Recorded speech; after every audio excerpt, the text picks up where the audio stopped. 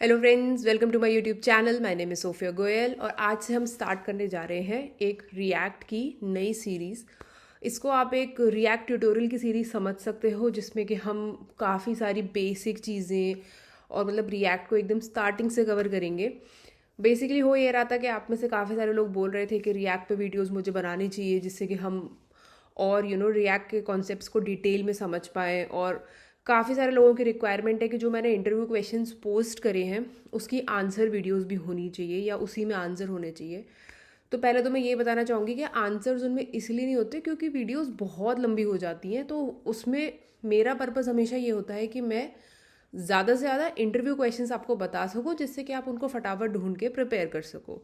और उसके बाद मैं धीरे धीरे आंसर वीडियोस बना देती हूँ।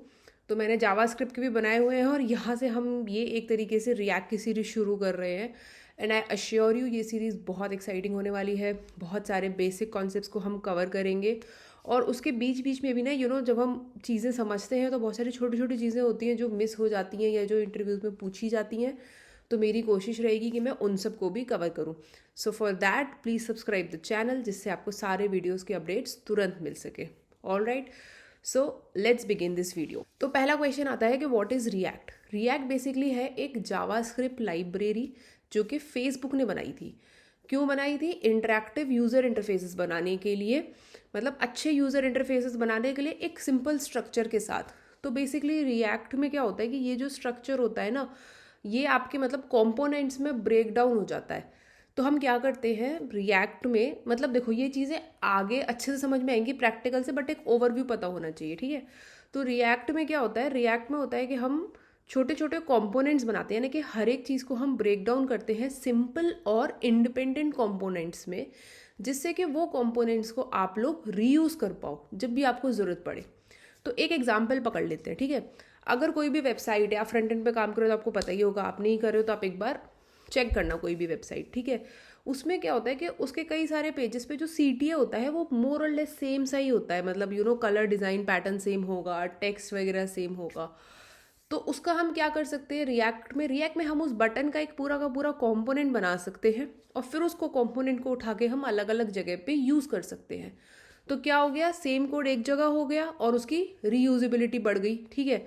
अब ये वाला काम एक जावास्क्रिप्ट में भी आप कर सकते थे नॉर्मली, बट रिएक्ट में जो ये काम होता है ये कंपैरेटिवली ईजी वे में हो जाता है। और ये तो मैंने एक बहुत ब्रॉड लेवल का एग्जाम्पल दिया है। छोटे छोटे लेवल पे भी ऐसी बहुत सारी छोटी छोटी चीज़ें आती हैं जो कि धीरे धीरे करके रीयूजेबल बन जाती हैं और जिनको बनाना बहुत ही आसान होता है, ठीक है। तो ये तो हो गया एक तरीके से कि क्या रिएक्ट है, उसमें क्या क्या स्ट्रक्चर होता है। अब इन सब चीज़ों की वजह से क्या हुआ, रिएक्ट जो है वो बहुत फेमस हो गया। और फेमस होने से क्या है, अब बहुत सारे बड़े बड़े एप्लीकेशंस हैं जो कि रिएक्ट को यूज़ करते हैं।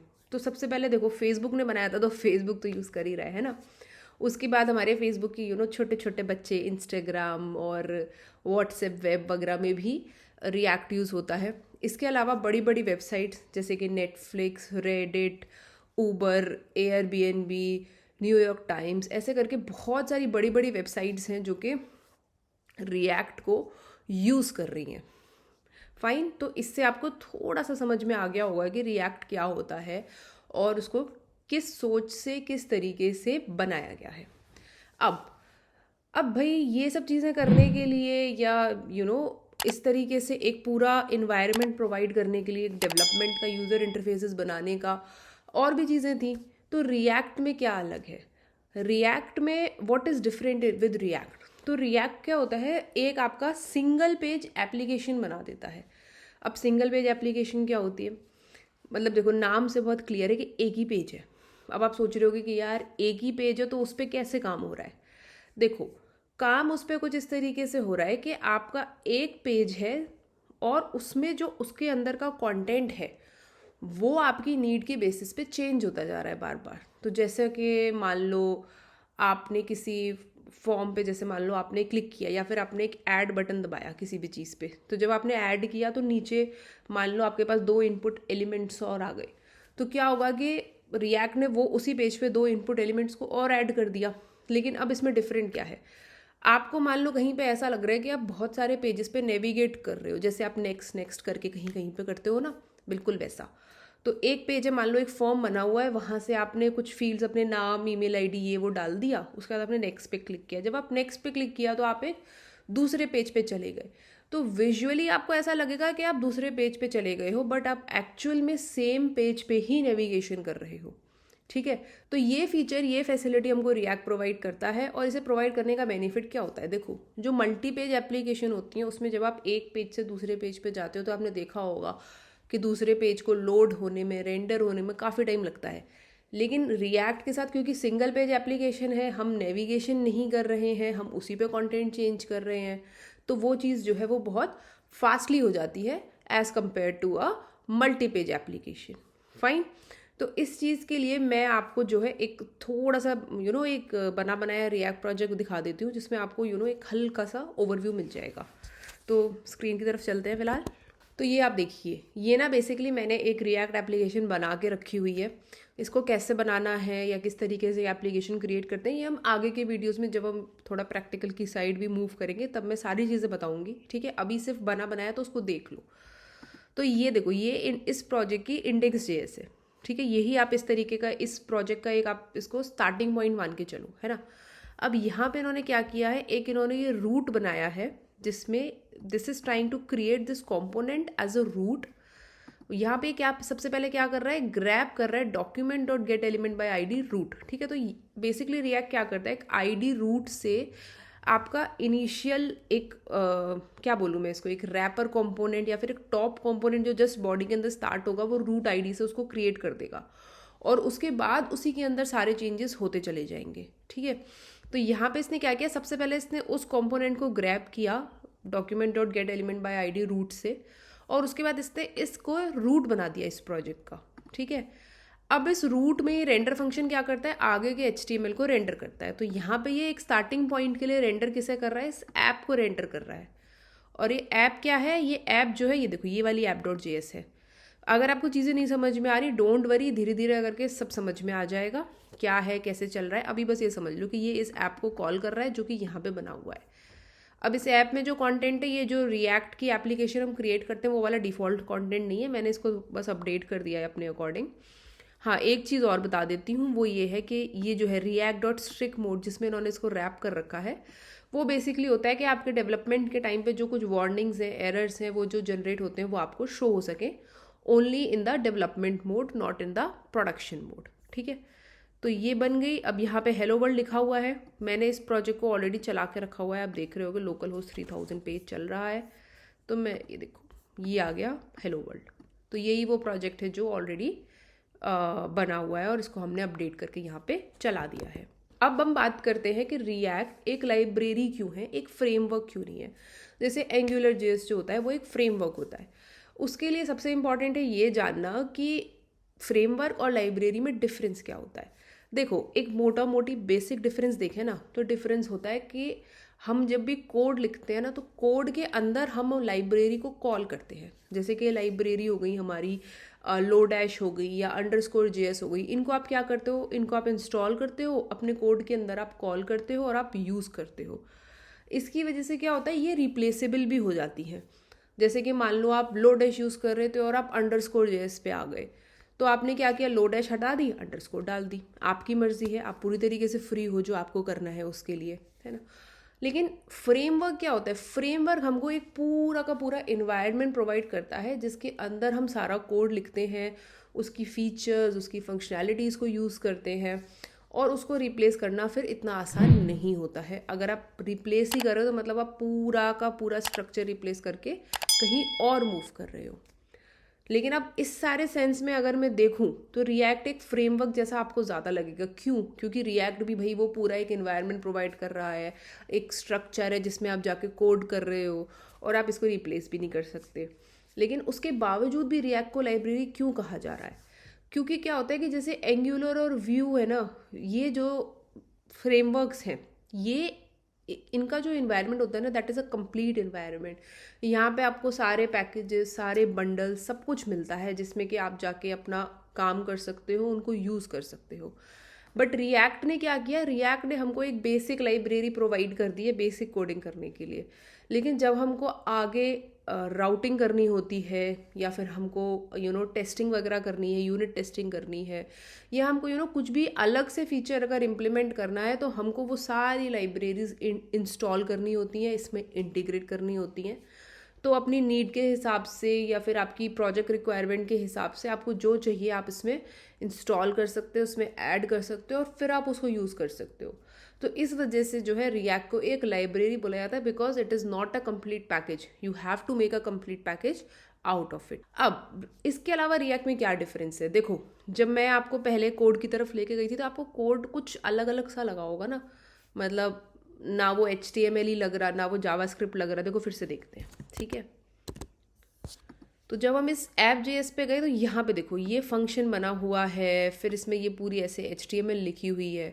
तो ये थोड़ा सा अलग टाइप का सिंटेक्स है। तो ये क्या होता है, ये JSX होता है। तो रिएक्ट ने हमको क्या प्रोवाइड किया है, रिएक्ट ने हमको ये एक JSX सिंटेक्स प्रोवाइड किया है, which is what this is an extension to JavaScript.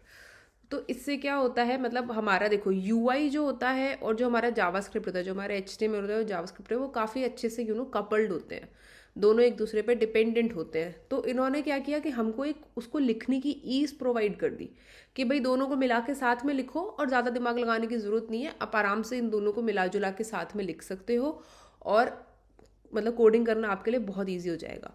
ठीक है, एग्जाम्पल के लिए मैं आपको एक चीज़ दिखाती हूँ। ठीक है, यहाँ पे जैसे मैंने लिखा, मान लो const name is equal to Sophia. ठीक है, तो अब जब मैंने यहाँ पे ये नेम डिक्लेयर कर दिया, अब मैं चाहती हूँ कि जो ये डिव है ये इस नेम को शो करे। ठीक है, तो यहाँ पे मैं वर्ल्ड हटा के अगर मैं नाम लिखना चाहूँगी तो सबसे पहली चीज़ तो ये याद रखना कि जब भी हमको JSX में या फिर इसमें हमको HTML में जावास्क्रिप्ट लिखनी होती है तो उसके लिए हम कर्ली ब्रेसेस का यूज़ करते हैं, जैसे मैंने यहाँ पे यूज़ किया है। ठीक है, तो यहाँ पे मैं लिख सकती हूँ हेलो नेम, फाइन। तो ये हमने सेव कर दिया। अगर मैं इसको यहाँ पे जाके देखूँगी तो ये हेलो सोफिया हो गया। ठीक है, तो काफ़ी ईजी है ना, आपको ये चीज़ समझ में आ रही होगी, इसीलिए हमको ये JSX सिंटेक्स इसमें मिला हुआ है। और लेकिन इवेंचुअली जब ये कंपाइल हो रहा है ना, जब ये सारा कुछ कंपाइल होकर जो फाइनल कोड बन रहा है वो ये JSX नहीं बन रहा है, वो अभी भी जावास्क्रिप्ट ही बन रहा है। तो वो रिएक्ट सारा इंटरनली करता है, बेबल वगैरह का ट्रांसपाइलर यूज़ होता है, काफ़ी सारी चीज़ें होती हैं, उसके बाद हमारा कोड बन के फाइनल जो ब्राउज़र पे जाता है, जिसको ब्राउज़र रीड कर पाता है, वो हमारा नॉर्मल HTML और जावास्क्रिप्ट का ही कोड होता है। फाइन, अब बात कर लेते हैं कि भाई हम जब रिएक्ट यूज़ करने जा रहे हैं तो एडवांटेजेस क्या क्या हैं और डिसएडवांटेजेस क्या क्या है। तो सिंपल सी बात है, देखो एडवांटेजेस तो क्या है, मुझे तो मतलब देखो बहुत सारे लोग मानते हैं कि काफ़ी इजी है अंडरस्टैंडिंग के लिए और यूजेबिलिटी के लिए, जो कि आपने एक लेवल तक देख भी लिया होगा।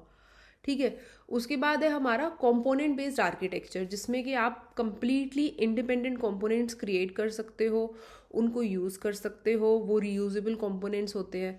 तो इस वजह से रिएक्ट का जो आर्किटेक्ट या रिएक्ट का जो स्ट्रक्चर है वो मतलब काफ़ी सिंपल हो जाता है और आपको इस तरीके की एक फ्लेक्सिबिलिटी मिल जाती है। उसके बाद इसमें एक एडवांटेज ये है कि आप जावास्क्रिप्ट में भी कोड कर सकते हो। जैसे एंगुलर के साथ प्रॉब्लम ये थी कि वहाँ पे सिर्फ टाइप स्क्रिप्ट का यूज़ हो सकता था, लेकिन यहाँ पे हम जावास्क्रिप्ट को भी यूज़ कर सकते हैं। तो ज़रूरी नहीं है कि हर किसी को स्पेसिफिकली टाइप स्क्रिप्ट ही सीखनी पड़े, तो ये भी इन्होंने एक यूजेबिलिटी दे रखी है। उसके बाद एक जो और बेनिफिट है वो ये है कि हमको इन्होंने एक रिएक्ट टेस्टिंग लाइब्रेरी का इंटीग्रेशन भी दे रखा है, मतलब दे नहीं रखा, आप इंटीग्रेट कर सकते हो। इसकी वजह से रिएक्ट ने जो अपनी रिएक्ट टेस्टिंग लाइब्रेरी बनाई हुई है, इसकी वजह से इस पर यूनिट टेस्ट केसेस को इंटीग्रेट करना और यूनिट टेस्टिंग करना बहुत ईजी हो गया है। तो ये कुछ इसके बेनिफिट्स हैं जो कि आपको समझ में आए गए होंगे। सिंगल पेज एप्लीकेशन है ऑफ कोर्स, तो वो मैंने आपको पहले बता दिया कि उसका क्या बेनिफिट है सिंगल पेज एप्लीकेशन होने का।